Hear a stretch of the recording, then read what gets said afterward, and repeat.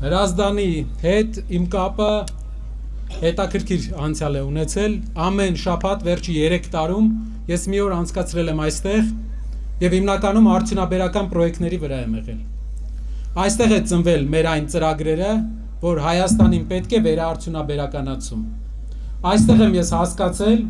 թե ինչ մեծ հզոր պոտենցիալ ունեինք մենք եւ ինչ ենք կորցրել մենք վերջի տարիների անգործության պատճառով։ Շատերդ գիտեք, վերջի 8 տարվա ընթացքում Հրազդանը հայտնի էր Հայաստանում ամենավորակյալ ցեմենտի գործարանով։ Ցեմենտը աշխատում է ժողովուրդ։ Իսկ պետությունը ինչ որ բան արել է, որ աշխատի։ Կարող է ճիշտ կլներ 2 հատ ռիլ քիչ նկարեր, 2 հատ կուկուռուզ քիչ ուտեին, մի օր հատկացնեին, հրազդանցիներին աշխատանքով ապահովեին։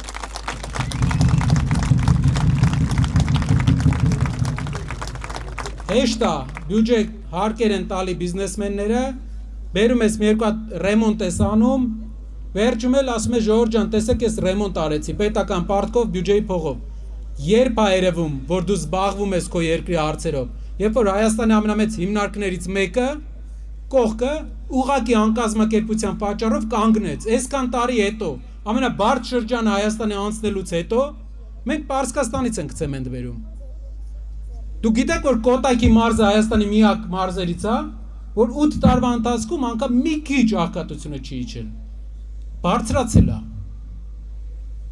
Հրազդանն ու Չարենցավանը աղքատությունը բարձրացել է։ Ինչն է պատճառը։ Պետության ղեկավարը պետքա գործով զբաղվի, արդյունաբերությունով զբաղվի։ Հրազդանը, երբ որ նայեք Հրազդանի տեցի կողքը, ես ձեզ խոսք եմ տալիս 5 տարի հետո, Սամվել Կարապետյանի հաղթանակից հետո, 5 տարի հետո, այնտեղ մենակ շինարարություններ եք տեսնելու։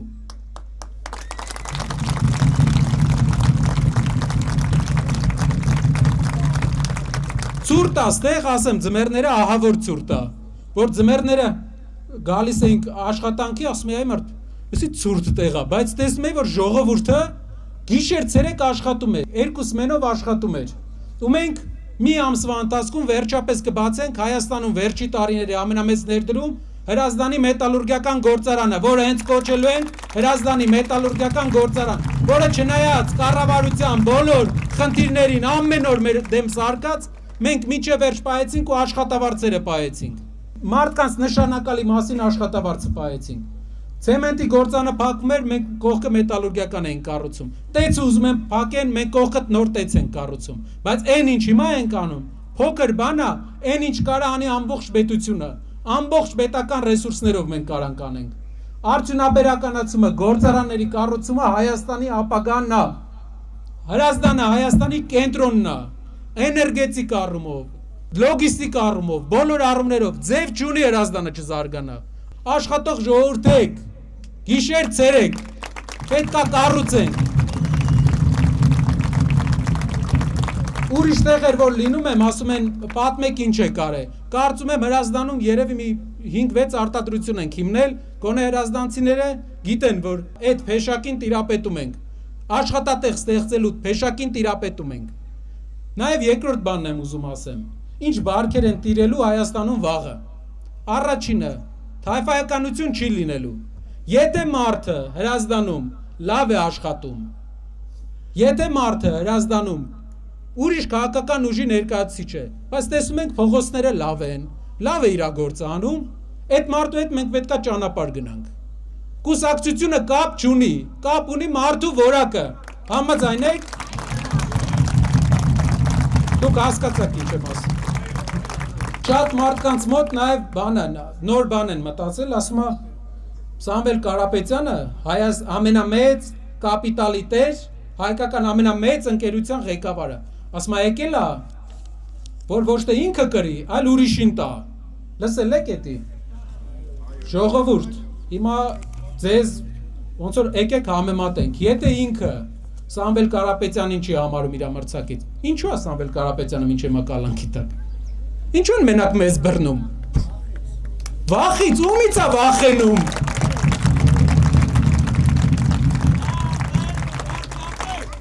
Սամվել,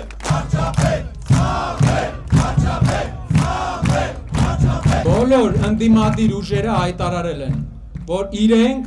առանց նախապայման ձայն են տալու այն ուժին, որը ընդդիմությունից ամենաշատ ձայնը հավաքել։ Իսկ ով է ամենաշատ ձայնը հավաքելու։ Ու ով է լինելու մեր վարչապետը։